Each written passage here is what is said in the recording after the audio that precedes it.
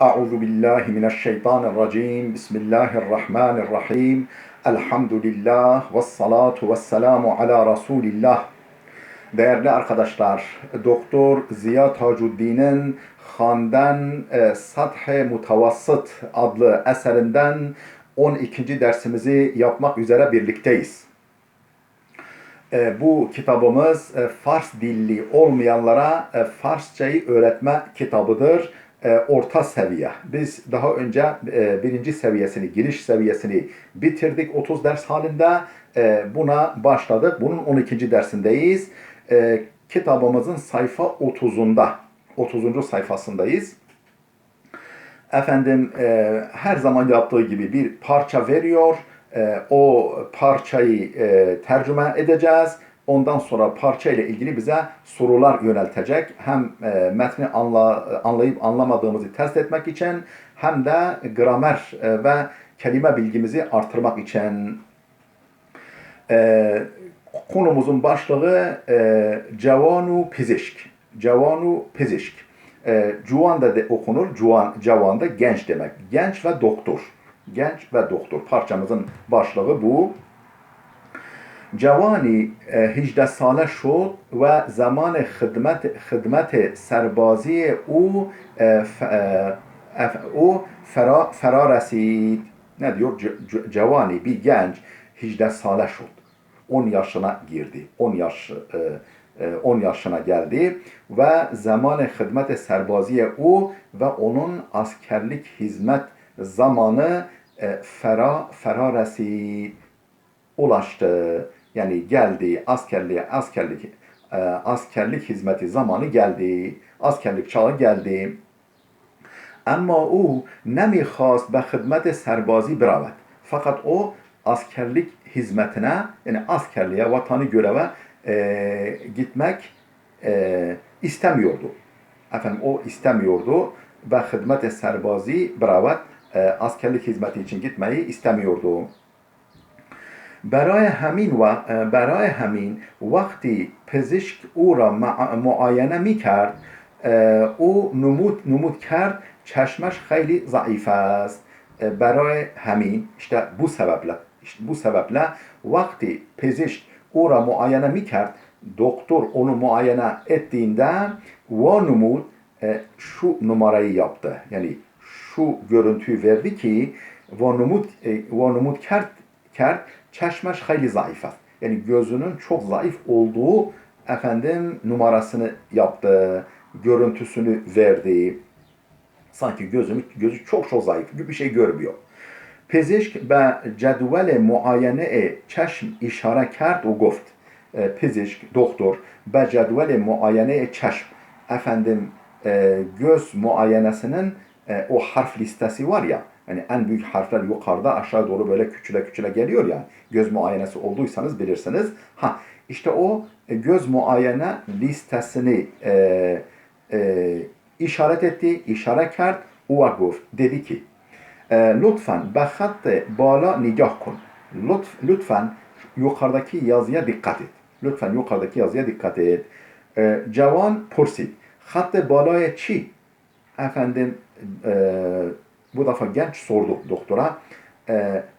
Ne yukarı yazısı? Hangi yukarı yazısı? Hatta balaya çi? Neyin yukarı yazısı? Yani sanki levhayı bile görmüyor. Yani harfleri falan görmüyor. Pezişk cevap da hatta balaya cetvel. Cetvelin yukarısındaki yazı.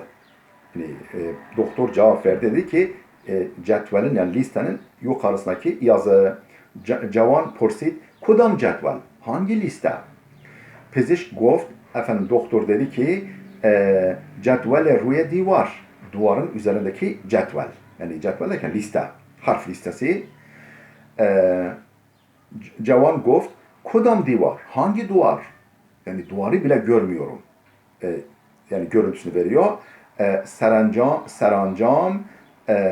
Serencam pezişk fikr kert ki çeşme in cavan hayli zayıf است. Serencam sonuç olarak pezişk fikr kert ki doktor düşündü ki çeşme in cavan hayli zayıf است. Bu gencin gözü son derece zayıftır, çok zayıftır diye düşündüğü, o kanaata vardı. به همین دلیل اعلام کرد که این جوان قادر به انجام دادن خدمت سربازی نیست. به همین دلیل işte bu gerekçeyle tam bu gerekçeyle i'lam kert ki bildirdi ki yani rapor yazıp bildirdi ki in cavan kadir be encam dadan hizmet serbazi nist askerlik hizmetini tamamlamaya yani yapmaya kadir değil, gücü yetmez, bu askerlik yapamaz diye bildirdi yetkili makama. Asr-ı heman Rus cavan be sinema raft. Yani aynı günün ikindi vaktinde hani nasılsa askerden yırttım ya diye düşünüyor. Bu defa onu kutlayacak. Gidiyor sinemaya genç. Asr-ı heman Rus aynı o gün ikindi vaktinde cavan be sinema raft. Genç sinemaya gitti. Vakti ki çarahha roşan şod, vakti ki çarahha roşan şod, hani bu ara veriliyor ya böyle sinema film diyelim ki bir süre geçtikten sonra işte ışıklar yeniden yakılıyor. İnsanlara mola veriliyor. Biraz dinlensin, şey yapsınlar diye. İhtiyaçlarını gidersinler diye. Vakti ki çarahha roşan şod, lambalar yandığı vakit müteveccih şod ki pezişk kenarı o nişiste است. Fark etti ki, gördü ki doktor hemen onun yanı başında oturuyor. Doktoru fark etti.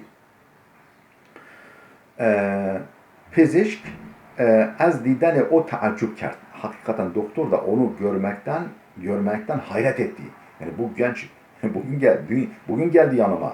Ben çürük raporu verdim. Gözleri görmez gelip sinemaya film seyrediyor. Az diden onu görmekten hayret etti. Doktor da cavan ba dest parçaki gov, dest parçaki yani efendim telaşla dedi ki genç telaşla dedi ki hanım bebakşid in otobüs kuca mi ravad? Hanımefendi böyle el yordamıyla hanımefendi efendim bu otobüs nereye gidiyor? Yani o kadar gözüm görmüyor ki o kadar efendim şaşkınım, efendim engelliyim ki erkek doktor erkek mi kadın mı fark edemiyor. Yani erkek doktor onu doktoru hanım zannediyor güya. Hani görmüyor. Efendim sinemaya gelmiş. Güya otobüse binmiş. Yanlışlıkla. Yani hanımefendi diyor bu otobüs nereye gidiyor? Hemen böyle kıvrak zekayla numarayla böyle yapıyor. Efendim eskiden beri bu parça hoşuma gitmişti değerli dostlar. Şimdi parçamızı okuduk. Neler var, kimler varmış bu dünyada, sivri zekalılar varmış. Peki, alıştırmalara geldik. Elif alıştırması der ki matlap, konuyu anlama.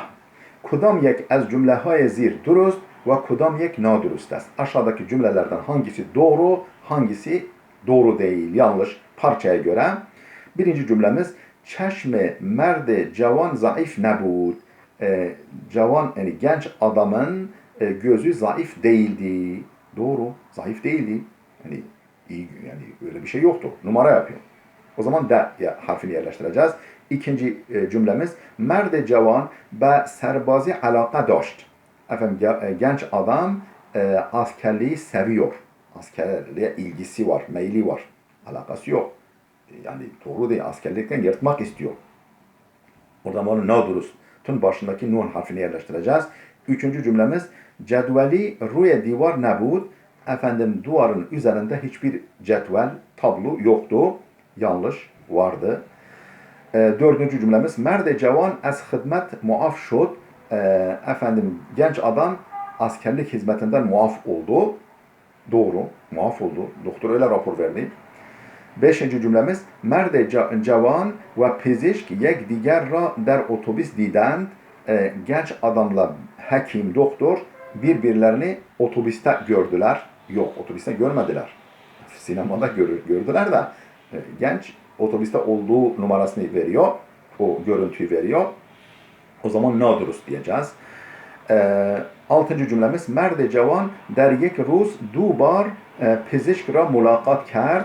Genç adam yek Rus bir günde dubar 2 defa pezişkra mulakat kert doktorla görüştü. Efendim yanlış. 2 defa görüşmedi, bir defa görüştü. Efendim bu alıştırmamızın şıkkını bitirdik. B şıkkına geldik. Dustur. Yani kaide, kural, gramer kaidesi. Diyor ki در جاهای خالی از کلمه های کنار، درون، بیرون، بالا، پایین، زیر، روبرو، جلو، پشت استفاده کنید. Efendim aşağıdaki dercahay hali, boş bırakılan yerlere, burada boşluklar var ifadelerde, o boş bırakılan boşluklara az kelimehay kenar, şu kelimeleri kullan, yani kenar yani kıyı kenar, derun, iç, birun, dış, bala, yukarı, payin, aşağı, zir, o da aşağı, yani zir, hani alçak, ru, yüz anlamına da geliyor, üzeri de anlamı, masa gibi, işte duvar gibi bir şeyin üzerinde anlamına da geliyor. Ruberu, yüz yüze, celu, ön ve push, arka. Ön ve arka kelimelerini kullanın. Bunlardan istifade edin derken, yani bu boşlukları doldururken, yani boşluklara bu kelimeleri yerleştirin, uygun olanı. Peki, birincisi ne diyeceğiz? Derune utak. Derun kelimesini koyacağız. Odanın içi. Derune utak. İkincisi ruye divar. Duvarın üstü. Duvarın üstü çünkü kendi duvarın üstünde yani oturuyor. Yani çömelmiş. Zire mis, masanın altı. Puşte draht, ağacın arkası. Kenare peser, efendim çocuğun yanı. Birune sahtuman, apartman binasının, yani binanın dışı. Birune sahtuman bina demek, binanın dışı. Celuye furuşgah, efendim dükkanın önü. Ruberuye peser, gençle yüz yüze. Yani o kedi gençle yüz yüzedir. Kenare hiyaban, caddenin kenarı. Balaya ser, başın üstü. Efendim bu alıştırmamız da bitti. Geldik P şıkkına. Alıştırmamızın P şıkkına. Diyor ki az sıfathay zir der nakş isim istifade kunit. Az sıfathay zir der nakş isim istifade kunit ve onha ra der mukabil ta'rif münasip binivisid. Az sıfathay zir aşağıdaki sıfatlardan der nakş isim, yani ismi belirlemede aşağıdaki yani aşağıdaki sıfatlardan ismi belirlemede aşağıdaki sıfatlardan istifade kunit, yararlanın ve anhara ve o sıfatları der mukabele ta'rif ve münasip binivisit ve uygun tanımın önüne, karşısına yazın. Uygun tanımı, burada tanımlar onun karşısına yazın. Bakalım ne diyor? Örnek veriyor. Mesela cavan genç demek. Efradi ki sinne kemi darend. Yani cavanı tanımlıyor. Efradi ki sinne kemi darend. Yani yaşı küçük olan, az olan fertler, bireyler. Mesela cavanha. Çoğul, yani cavanan gençler, cavanha. Yine aynı iki türlü çoğul yapılabiliyor. Cavanha. Daha doğrusu yani önce tanımını veriyor, sonra efendim ne demek istediğini karşısına yazıyor. Yani yaşı az olanlar yani kimlerdir? Cavanan veya cavanha. Yani iki türlü çoğul yapılabiliyor. Peki, efradi ki şogl ne darend? Yani işi olmayan bireyler. Yani işsiz bireyler. Ne diyeceğiz? Bikarha. Bikar yani işsiz. Mesela bikarha. Kar iş demek. Bikarha. İkinci cümlemiz efradi ki nemi tevanend bixanend ya binivisend. Efendim yazmaya ve okumaya ve yazmaya güç yetiremeyen fertler. Okuma yazmayı bilemeyen gençler. Fertler, bireyler. Ne diyeceğiz? Efendim bisavat yani bilgisiz. Yani ümmi, okuma yazması olmayan kişiler. Efendim bisavadha Yaptık onu. Geldik üçüncü cümlemize. Efradi ki zure ziyad ya makam mühimi darand. Yani efradi ki o bireyler ki zure ziyad. Yani fazla güç. Ya makam mühimi veyahut da önemli bir makamı var. Yani gücü, büyük bir gücü ve da yüksek bir makamı olan fertler. Ne olabilir? Ne olur? Efendim, kudretmend. Kudretmend, iktidarlı. Kudretmendan, kudretmendha. Çoğul da böyle. Dördüncü cümlemiz, efradi ki nemi tavanen bibinend. Görmeye güç yetiremeyen kişiler. Yani göremeyen, yani iyi göremeyen kişiler. Ne diyeceğiz? Nabina. Nabina, nabina, nabinan, nabinanan, nabinanha. Nabinaha. Nabina görmeyen. Nabinanan, nabinanha. Efendim, geldik beşinci cümlemize. Efradi ki pule ziyadi daren, fazla parası olan fertler, bireyler, ne zengin yani. Efendim, puldar, puldaran, puldarha, yani mal, parası pulu olanlar. O bitti. Geldik efendim altıncı cümlemize. Efradi ki biçare hesten. Yani biçare, çaresiz, zavallı olan kimseler ne diyeceğiz? Bineva. Bineva, çaresiz, güçsüz kimseler. Binevanan, binevaha. Efendim geldik. Efendim efradi ki mal ziyade dedik. Efradi ki mal ziyadi daren, fazla malı olan kimseler ne diyeceğiz? Servetmendan, servetmendha. Yani servet sahipleri anlamında. 8. cümlemiz, efradi ki ziyad ve digeran komek mikunend, başkasına fazla yardım eden kimseler ne diyeceğiz? Sehavetmendan, sehavetmendha. Cömert, fedakar, özverili kimseler.